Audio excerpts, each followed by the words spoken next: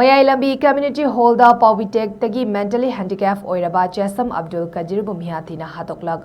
HATTOKLABA MATUNG PHUMJINDUNA MANGHANKHINABA HOTNARAMBA THAWONG bu Yaningdaba Phongdoktuna Miyamgi Oiba Wakat Meepham ama Phamkhre Thasigi Hokiba Tang Tara amasung Taramathoi gi lonaba ahingdagi Thiva khangdana lerakkiba CHESAM ABDUL KADIR bu MIHAT THINA hatlaba matungda Samuro Nauremgi Nambol Turel Mapalda Phumjillamba adugi mayokta semkiba JSC gi Wangangloi Vidya Thongkhong mayumna paumi singda phongdokibada miat aduda chenaba sing fagadaba watliba sing pung kunmari gi manungda faduna logi oiba cherak phanghangadabani numit tareni gi manungda charsit thangatkadabani haiba demanda wakat meepham adu fambani haiba wafam phongdoki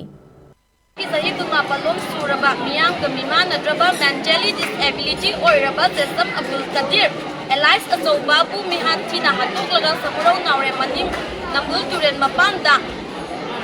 Langthokpiramba amasung Phumjinduna Manghankinaba Hotnabiramba ase